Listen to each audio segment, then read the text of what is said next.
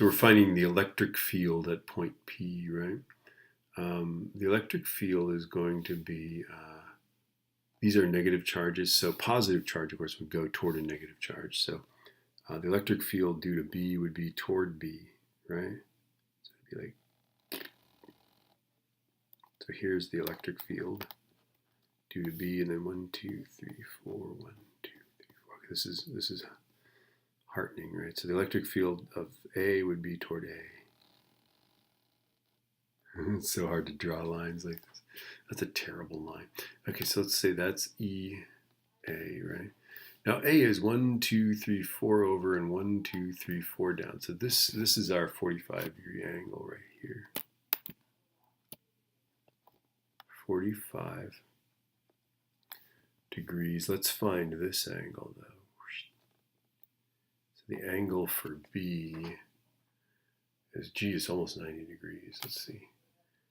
Theta B is the inverse. If I drew the line up to here and there, right? It would be the inverse tangent of 1, 2, 3, 4 is the opposite side and 1 is the adjacent side. So the theta B is tan minus 1 of 4 over 1. So the inverse tan of 4 is 75.96.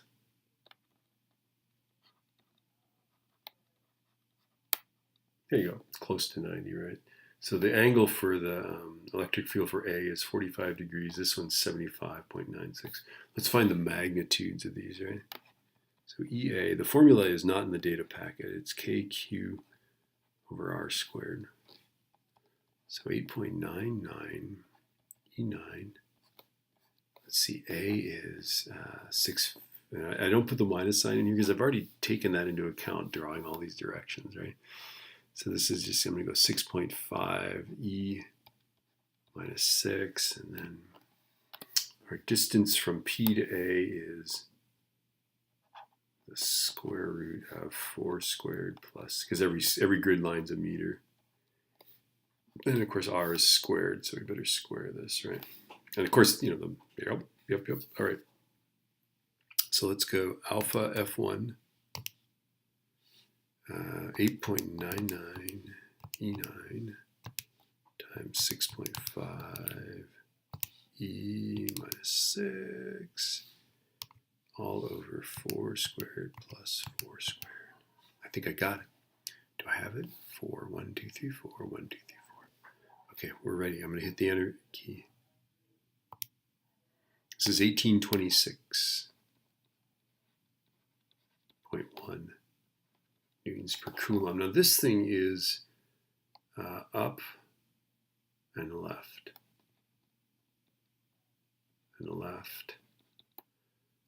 at 45 degrees above the x-axis. So with the x-axis, right? Okay. So let's find the electric field of B. It's going to be the same thing, KQ over R squared, right? So 8.99 E9. B is 4.1. And again, we ignore that minus sign because I've already taken that into account. I know that the electric field is toward B because it's a negative charge. A positive charge in this location would be attracted to B. So 4.1 E minus 6. Okay. And then how far? We're 1 over and 4 up. So it's going to be 1 squared plus 4 squared.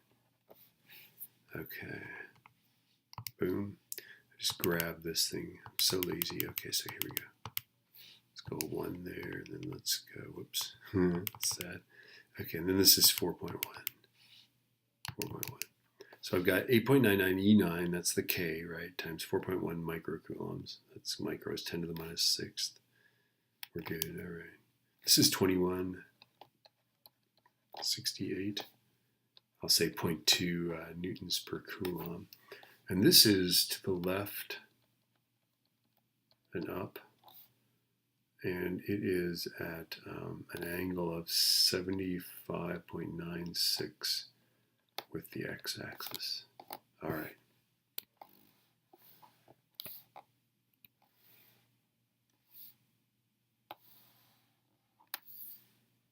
carve up the space here. I don't know, I have some deep need to do this. Okay, so let's see. So E, A, and then let's find the sum. Let's not just find some of them, let's find the sum. Okay, here we go. All right, let's go.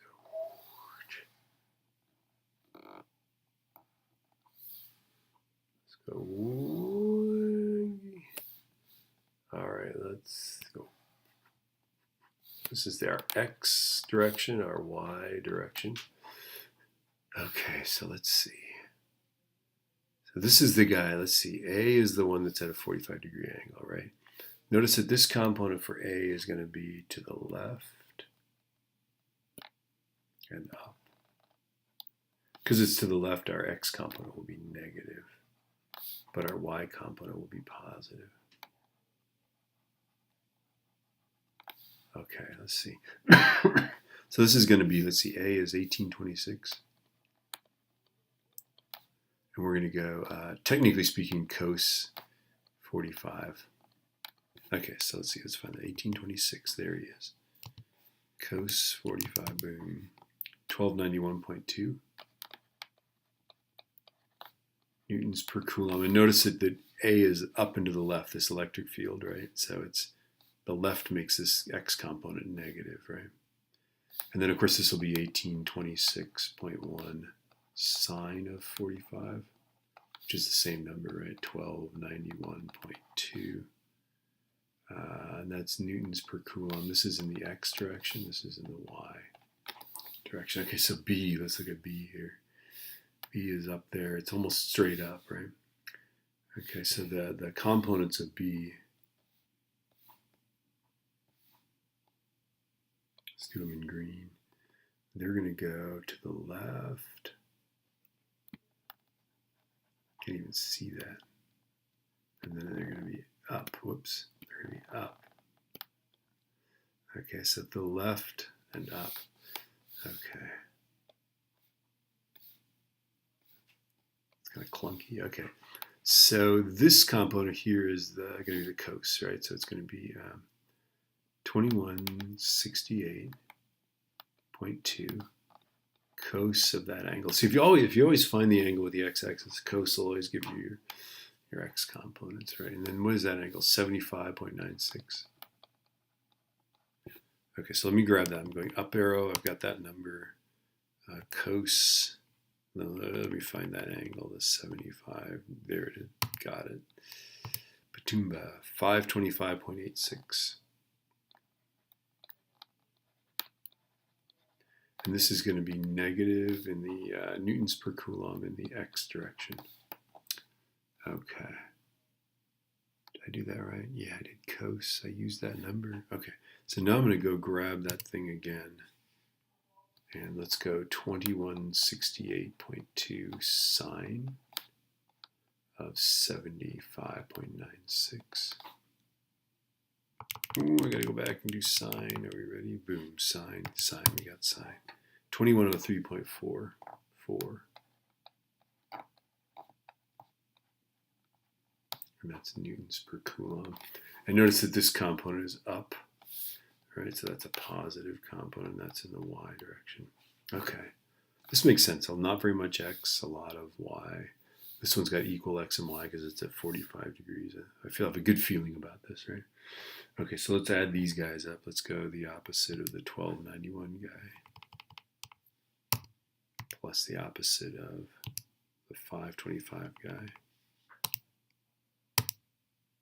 Negative, this is negative 1817.1 per coulomb in the x direction. And then I'm going to add these guys. They're both positive. So let's get the 21.03 guy plus the 1291 guy. Got him.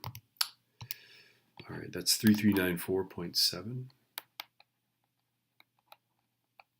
They're both positive, so this guy's positive, right? And that's newtons per coulomb in the y direction. Man, this is so exciting.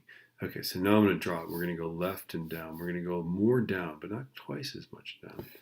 Okay, so let's draw a picture of that. to the left, and down more. Right, so this is our negative 1817.1. This is our, oh no. I drew it wrong again. To the left and up. Okay, so I'm going to do it in red.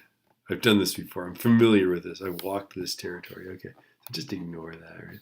Okay, so let's draw this guy. We go to the right, or I'm sorry, to the left, and then up. To the left. Okay, and then we're going to go up because the y component's positive.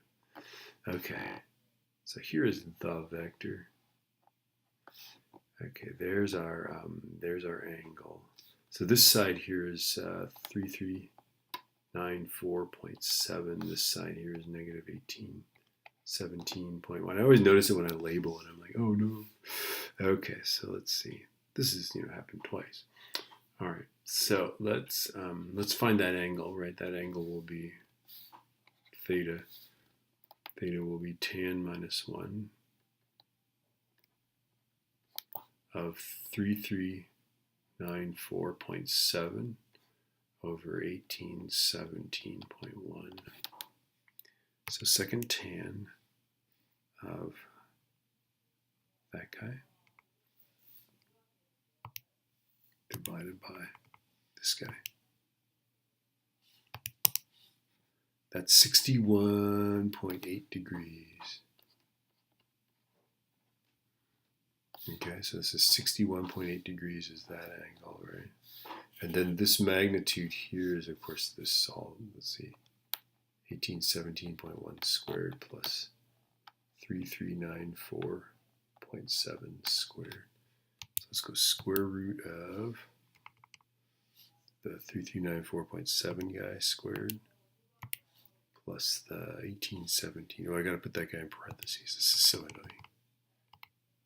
Boom, boom, squared. 3850.42 newtons per coulomb. Okay. So that's our magnitude. This angle is 61.8 degrees. That's our magnitude there. We are all set. This thing is the most terrible looking vector I've drawn. I even drew it wrong once. I really deserve a much better teacher. But anyway, there you go.